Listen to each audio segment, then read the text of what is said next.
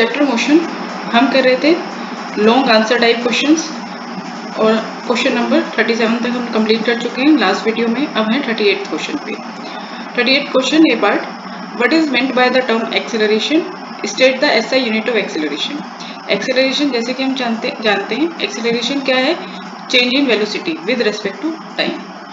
तो acceleration of a body is defined as the rate of change of its velocity with time. Acceleration का क्या formula होता है, change in velocity upon time taken for change. और हम इसको ऐसे भी लिख सकते हैं, a is equal to change in velocity क्या होता है, final velocity minus initial velocity और टाइम टेकन टी से शो करते हैं। ऐसा unit of acceleration is metre per second square. B part, define the term uniform acceleration, give one example of a uniform accelerated motion. Uniform acceleration, a body has a uniform acceleration if it travels in a straight line and its velocity increase by equal amounts in equal interval of time. एक body में uniform acceleration होता है जब वह travels करती है straight line में और उसकी वेलोसिटी जो है इक्वल अमाउंट में इंक्रीज होती है with equal interval of time. और इसका हम एग्जांपल देख सकते हैं, the motion of A freely falling body. एक फ्रीली फॉलिंग बॉडी जो है उसमें वो क्या होती है, यूनिफॉर्म एक्सेलरेटेड मोशन होता है। उसमें एक फ्रीली फॉलिंग बॉडी में यूनिफॉर्म एक्सेलरेटेड मोशन होता है। The motion of A freely falling body is uniformly accelerated. 39th question, the distance between Delhi and Agra is 200 kilometre. A train travels the first 100 km at a speed of 50 km per hour. How fast must the train travels the next 100 km so as to average 70 km per hour for the whole journey? हमें क्या क्या चीजें given है इस question में, हमें distance given है दिल्ली और आगरा का, तो this is the total distance. Total distance of the journey for the whole journey is 200 kilometre. आगे बोला है 100 किलोमीटर वो कवर करती है with the speed of 50 kilometre per hour. 100 kilometre चलती है 50 किलोमीटर पर आवर स्पीड से। How fast must the train travel the next 100 kilometre. Next 100 kilometre में उसकी स्पीड कितनी होनी चाहिए ताकि average speed, so that the average speed, यानी कि हमें एवरेज स्पीड गिवन है,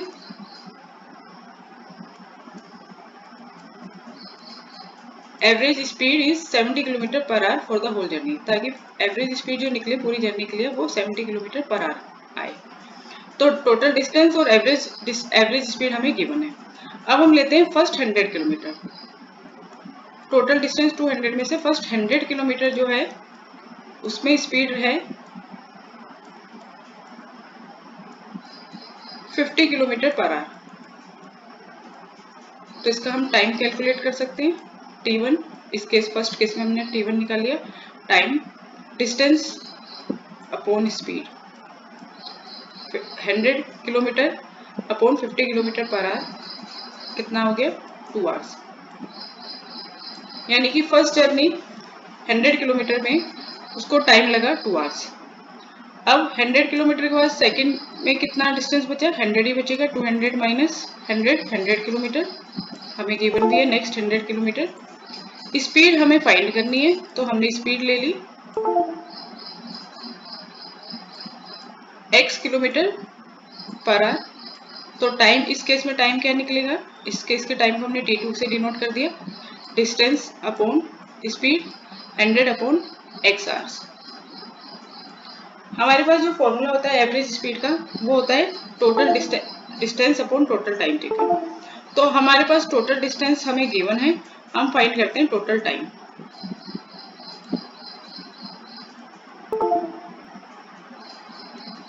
total time T1 plus T2। First time आया 2 hours plus second time 100 upon x। x LCM आ गया तो ये बन गया 2x plus 100। This is the total time. अब हम फॉर्मूला यूज करते हैं एवरेज स्पीड का। Average speed is equal to total distance upon total time taken. Total distance travelled by a body upon total time taken.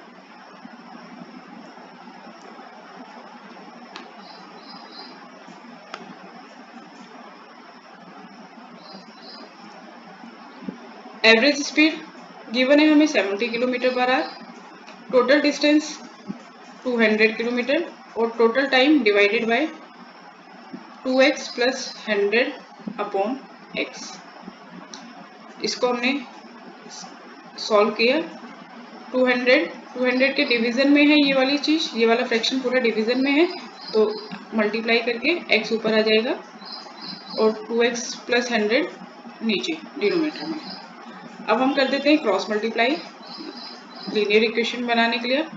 200x की multiply 1 से करेंगे तो आ जाएगा 200x और 70 की मल्टीप्लाई हमें करनी है 2x प्लस 100 से।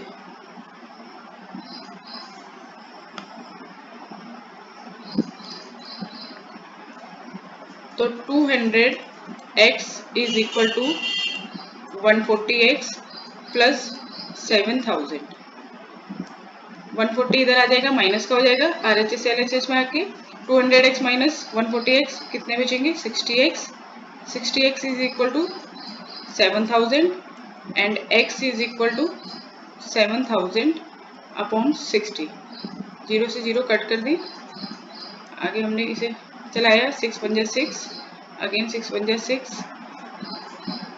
6 6 जा 36, 6 6 जा 36, ये चलता रहेगा किलोमीटर पर आवर। तो ये आ गई हमारी speed for the next 100 kilometre के लिए। This is the speed for the next 100 kilometre, 116.6 kilometre per our. करते हैं next question. A train travels the first 15 km at a uniform speed of 30 km per hour. The next 75 km at a uniform speed of 50 km per hour. And the last 10 km at a uniform speed of 20 km per hour. Calculate the average speed for the entire train journey.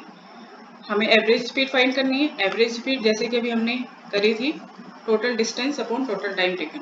तो first case लेते हैं हम 15 kilometre और speed है 30 kilometre per our. First 15 kilometre distance है 15 kilometre और speed है uniform speed 30 kilometre per our. तो हमने इस केस का टाइम निकाल लिया। फर्स्ट केस के लिए हमने t1 डिनोट कर दिया टाइम, डिस्टेंस अपॉन स्पीड। 15 1 जा 15, 15 2 जा 30, 1 upon 2 our.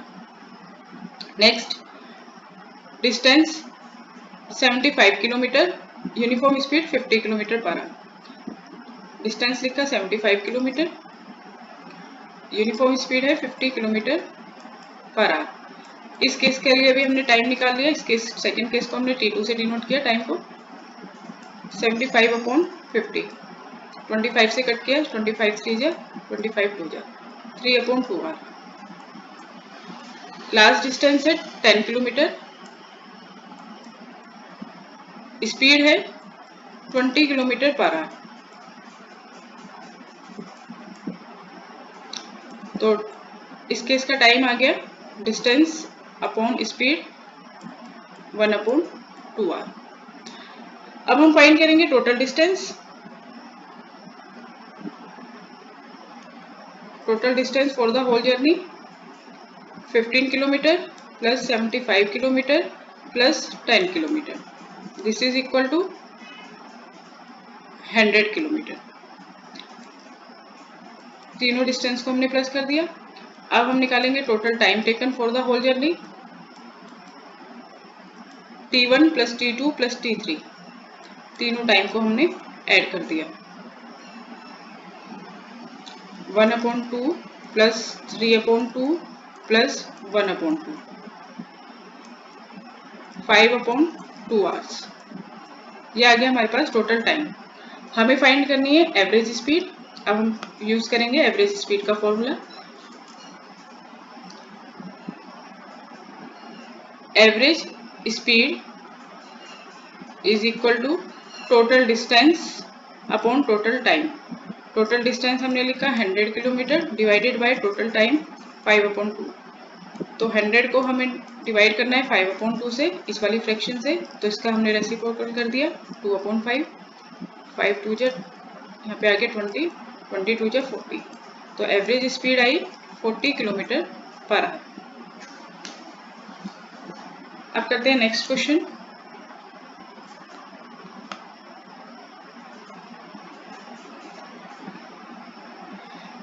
Question 41, a car is moving along a straight road at a steady speed. It travels 150 meter in 5 seconds. What is its average speed? Average speed कितनी होगी? Speed is equal to total distance upon total time, या distance हमें दे रखा है 150 metre upon time 5 second, 30 metre per second. Distance हमें metre में given है, टाइम हमें सेकेंड में गिवन है, तो स्पीड आई 30 मीटर पर सेकेंड।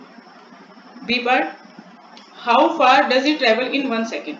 देखो स्पीड कितनी गिवन है 30 मीटर पर सेकेंड, इसका मतलब क्या हुआ, एक सेकेंड में वो कितना डिस्टेंस कवर करती है 30 मीटर, तो 1 सेकेंड में वो कितना डिस्टेंस कवर करती है 1 सेकेंड, इन 1 सेकेंड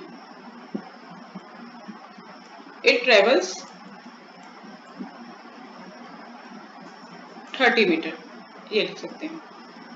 सी बार, how far does it travels in 6 second.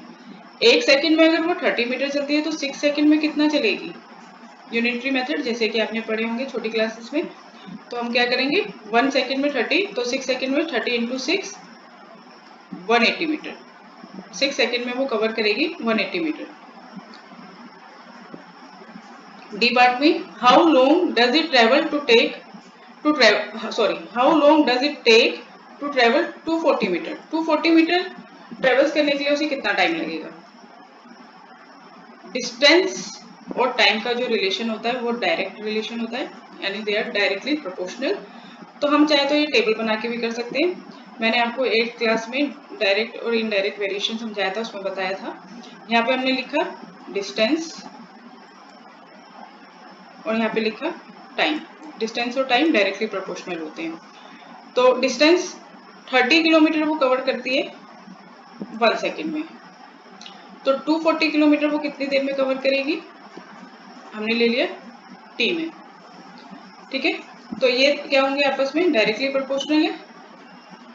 30/1 is equal to, हम इन्हें डिवीजन में लेते हैं डायरेक्टली प्रोपोर्शनल में और कर देते हैं इनकी क्रॉस मल्टीप्लाई, तो 30 t इज इक्वल टू 240 और t इज इक्वल टू 240/30, कितना आ गया 8 सेकेंड, यानी वो 240 मीटर ट्रेवल्स करेगी इन 8 सेकेंड्स।